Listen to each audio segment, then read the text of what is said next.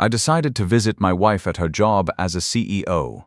At the entrance, there was a sign that said authorized personnel only. When I told the guard I was the CEO's husband, he laughed and said, "Sir, I see her husband every day. There he is coming out right now." So I decided to play along. Follow my story until the end and comment the city you're watching from so I can see how far my story has reached. I never thought a simple surprise visit would turn my whole life upside down. My name is Dale Parker. I'm 58 years old, and I run a small insurance agency here in Dallas. Until that Thursday afternoon in October, I thought I knew my wife Patricia better than anyone else on this planet. It started innocent enough. Patricia had been pulling those crazy 14-hour days again as CEO of Lone Star Energy Corp. I'd been eating dinner alone more nights than I cared to count, getting those quick texts about late meetings and client emergencies. That morning, she'd rushed out without her usual coffee, so I figured I'd surprise her with her favorite latte and one of those sandwiches she likes from the deli down the street. The thing is, after 28 years of marriage, you think you know someone's patterns. Patricia always said it was easier to keep work and home separate, and I respected that boundary. Maybe I respected too many boundaries, looking back on it now. But that afternoon, something told me to break the routine. The Lone Star building downtown was one of those glass towers that made my little strip mall office look like a lemonade stand. I parked in visitor parking, grabbed the coffee and bag, and headed for the lobby. The whole place screamed money, marble floors, fancy art on the walls, the kind of setup that reminded you who was important and who wasn't. Standing in that lobby, adjusting my glasses the way I do when I'm nervous, I felt like I was stepping into Patricia's real world for the first time. Sure, I'd been to company Christmas parties and the occasional business dinner, but this was different. This was her domain, where she spent most of her waking hours, where she was somebody important. The security guard sat behind this massive desk that probably cost more than my car. His nameplate read Carl Bennett. Middle-aged guy, friendly enough face. The kind of security guard who actually paid attention to his job. I walked up with what I hoped looked like confidence. "Afternoon," I said, setting the coffee on the counter. "I'm here to see Patricia Parker. I'm her husband, Dale." Carl looked up from his computer screen. His expression shifted from professional courtesy to something I couldn't quite figure out. He tilted his head, studying my face like I was some kind of puzzle he couldn't solve. The silence stretched out just long enough to make me uncomfortable. "You said you're Mrs. Parker's husband." His voice carried this tone that made my stomach drop, though I couldn't say why. "That's right, Dale Parker. Brought her lunch." I held up the bag, suddenly feeling like an idiot, standing there with a sandwich and coffee like some delivery guy. Carl's eyebrows shot up, and then he did something that froze my blood solid. He laughed, not a polite chuckle, but a genuine confused laugh that echoed through that marble lobby and made a few people turn to look. "Sir, I'm sorry, but I see Mrs. Parker's husband every day. He just left about 10 minutes ago." Carl gestured toward the elevators like it was the most obvious thing in the world. "There he is now, coming back." I turned, following his gaze, and watched this tall guy in an expensive suit stride through the lobby. He was younger than me, maybe early 40s, with that confident walk that said he owned whatever room he entered. His hair was perfect. His shoes probably cost more than I made in a week. Everything about him screamed success and money and all the things I'd never been. The man nodded to Carl like they were old buddies. "Afternoon, Carl. Patricia asked me to grab those files from the car." "No problem, Mr. Shaw. She's in her office." Kevin Shaw. I knew that name from Patricia's work stories, her VP of Business Development who joined the company 3 years back. The guy she mentioned now and then, always in professional context. Kevin this, Kevin that. Always business, never anything that would make a husband worried. My hands went numb around that coffee cup. The bag crinkled as my grip tightened, and I felt like the ground was shifting under my feet. Every instinct told me to speak up, to correct this massive misunderstanding, but my voice had completely disappeared. Carl was looking between Kevin and me now, genuine confusion all over his face. "I'm sorry, sir, but are you sure you're Mrs. Parker's husband? Because Mr. Shaw here is married to her." The words hit me like a punch to the gut. Married to her? Not was married or claims to be married, but a simple statement of fact that destroyed everything I thought I knew about my life. Kevin paused mid-stride, his attention drawn to our conversation. When his eyes met mine, I saw something flicker across his face. Not guilt, not surprise, but recognition. He knew exactly who I was, somehow. This man I'd never met knew me while I was learning he existed. Is there a problem here? Kevin's voice was smooth, controlled, the voice of someone used to managing difficult situations. Something cold and calculating kicked in right then. Every instinct screamed at me to explode, to demand answers, to make the scene this situation deserved. But 30 years of handling insurance claims had taught me something about reading people and situations. Sometimes you learned more by staying quiet than by making noise. I adjusted my glasses again, buying myself a second to think. This was the moment that would define everything that came next. I could blow up, demand explanations, create chaos, or I could play along and see where this led. "Oh, you must be Kevin," I said, forcing my voice to stay steady. "Patricia's mentioned you. I'm Dale, a family friend. Just dropping off some documents for her." Kevin's shoulders relaxed a bit, but his eyes stayed watchful. "Ah, yes. Patricia's mentioned you too, had she? What had she said about me? She's in meetings most of the afternoon, but I can make sure she gets whatever you brought."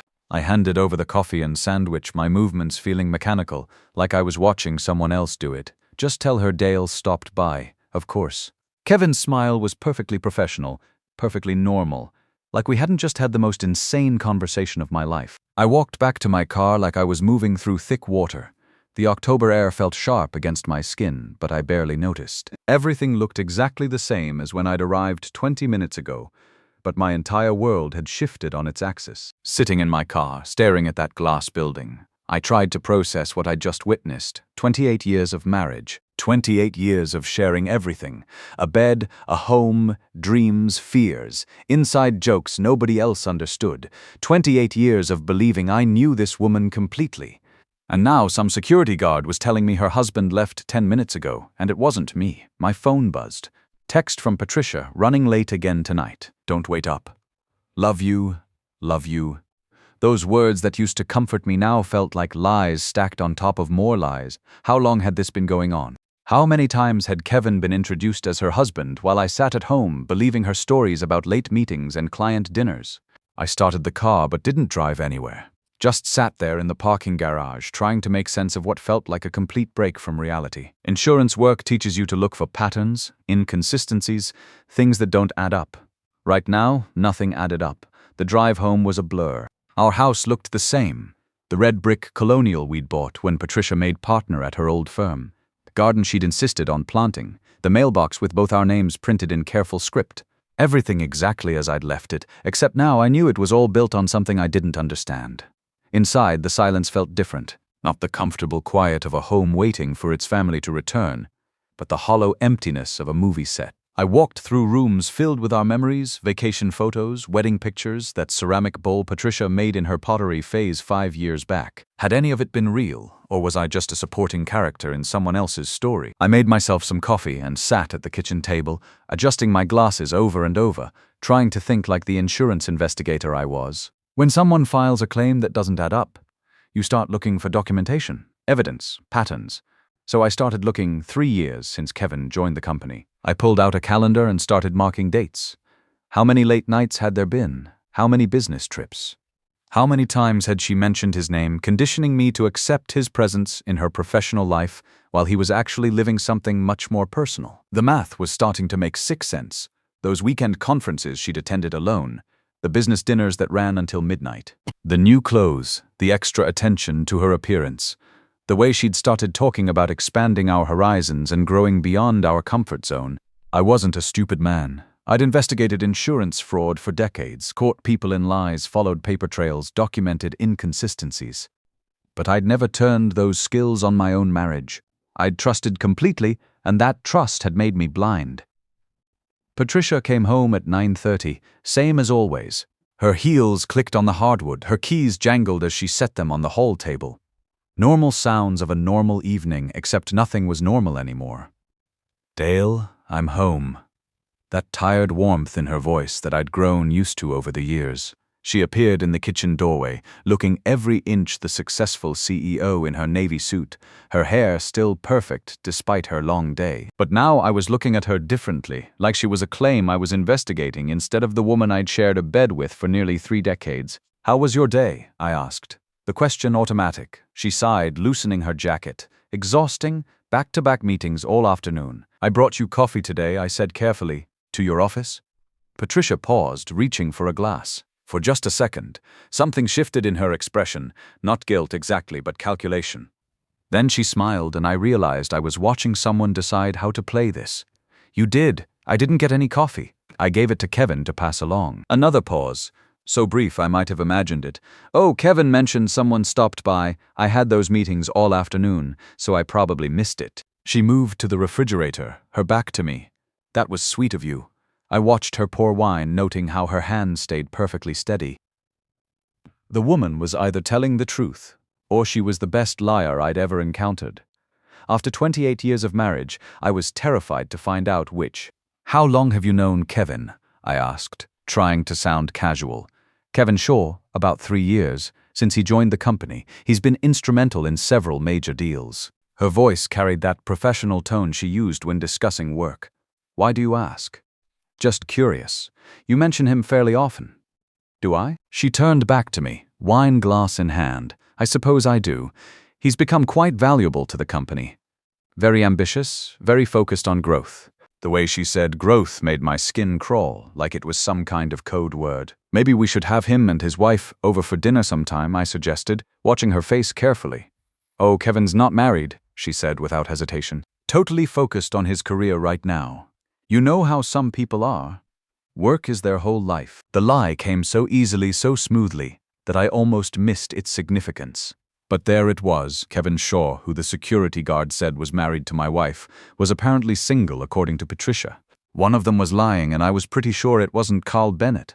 The rest of that evening passed like some weird dream. We watched the news, talked about weekend plans, went through the same bedtime routine we'd followed for decades, but underneath it all, this terrible awareness pulsed like a second heartbeat. As Patricia slept next to me, breathing deep and peaceful, I stared at the ceiling and wondered how many other lies I'd been living with. How many times had she come home from being Kevin's wife, only to slip back into being mine? How long had I been sharing my life with someone who was living a completely different one during the day? The questions that haunted me most weren't about timelines or evidence. They were simpler and infinitely more devastating. Who was the woman sleeping next to me? And who had I been married to all these years? The next morning arrived with cruel normality. Patricia kissed my cheek before leaving for work. The same quick peck she'd given me for years. She wore her favorite perfume, the one I'd bought her last Christmas. Everything familiar and comforting, exactly as it had always been. Except now I knew I was kissing a stranger. I called my office, told my assistant I'd be working from home. For the first time in 15 years running my insurance agency, I couldn't face dealing with policies and claims. Instead, I sat at my kitchen table with coffee that went cold, staring at Patricia's mug in the sink and thinking about evidence. By noon, I was doing something I'd never done before, going through Patricia's things. Not frantically, not desperately, but with the methodical approach that had made me good at investigating insurance fraud. I started with obvious places: her home office, the desk where she sometimes worked evenings. The drawers revealed nothing suspicious at first. Work papers, company letterhead, business cards from clients I recognized. Everything exactly what you'd expect from a CEO who brought work home occasionally. But I'd learned in my business that the devil was always in the details. Then I found something that made my hands shake. A restaurant receipt from Antoine's, the French place downtown where we'd celebrated our anniversary 3 years running. Dated 6 weeks ago for 2 people, $73.50. I remembered that night clearly. Patricia told me she was having dinner with a potential client from Austin, a woman considering Lone Star for a major contract. I'd been proud of her for landing what she called a significant opportunity. We'd even talked on the phone that night around 9:30 while she was supposedly driving home from the meeting. But looking at this receipt, I saw the timestamp, 8:15 p.m. The charges told a different story than a business dinner. No appetizers or multiple courses Patricia would order to impress a client. Just 2 entrees and a bottle of wine. The kind of intimate dinner I thought was reserved for us. That's when I made a decision that went against every trusting instinct I'd developed over 28 years of marriage. I called Tony Rodriguez, a guy I'd met through work. Retired Dallas PD detective who'd gone private. We'd used his services a few times for insurance investigations when we needed to verify claims. "Dale Parker," I said when he answered. "I need your help with something personal." "What kind of personal?" "The kind where I think my wife is living a double life, and I need to know how deep it goes." Tony was quiet for a moment. In the background, I could hear traffic. He was probably in his car. "You sure you want to go down this road, Dale?" Sometimes it's better not to know. Tony, I'm 58 years old. I've got maybe 20 good years left, and I'm not spending them living a lie. Fair enough. But this kind of investigation, it changes things permanently. You can't unknow what you learn. I understand. All right, let's meet tomorrow, and Dale. Start documenting everything. Dates, times, conversations, receipts, everything you can remember. After I hung up, I felt something shift inside me. For the first time since yesterday afternoon, I wasn't just reacting to events, I was taking control of them. It felt like putting on a familiar suit, the investigator mindset I'd used for decades in my work. I spent the rest of the afternoon like a detective in my own life, examining familiar things with new eyes. Credit card statements I'd always glanced at casually, trusting Patricia to handle our finances since she made 3 times what I did. Now I studied them line by line. Lunch charges on days when she told me she was brown bagging it to save money. Gas station purchases in neighborhoods across town, far from her usual routes between home and office. A charge at Barnes & Noble for $37.25 on a Tuesday afternoon when she'd supposedly been in back-to-back meetings. Patricia hadn't bought a book for pleasure reading in years, claiming she was too tired after work to focus on anything but trade magazines. So what was she buying at a bookstore during work hours? The most damning discovery came when Patricia left her laptop open on the kitchen counter, something she'd been doing more frequently over the past year. I told myself I was just closing it to save battery, but my eyes caught a notification bubble in the corner of the screen. Kevin Shaw had sent her a calendar invitation. I shouldn't have clicked on it. I knew I was crossing a line, violating her privacy in a way that would have horrified me just 48 hours earlier. But 48 hours earlier, I'd believed my wife was faithful. The calendar invitation was for dinner. Tonight, 7 p.m. at Bellacourt, the Italian place that had become our special occasion restaurant over the years. The place where I'd proposed to her 17 years ago. The reservation was under Kevin's name. My chest felt tight as I scrolled through more calendar entries. This wasn't just one dinner. There was an entire parallel schedule I'd never known existed. Lunch meetings with Kevin that weren't labeled as business. Doctor's appointments that Patricia had never mentioned to me. A weekend spa retreat 3 months ago that she'd told me was a women's conference for female executives. But the entries that made me physically sick were the recurring ones. Coffee with Kay every Tuesday morning at 8 a.m., dinner plans every other Thursday. Weekend planning sessions marked for this coming Saturday when Patricia had told me she needed to work. I was looking at a parallel life meticulously scheduled and carefully hidden. Kevin wasn't just her work colleague or even her affair partner. Based on these calendar entries, he was her primary relationship. I was the side note, the obligation, the inconvenience worked around. The garage door rumbled open at 6:15.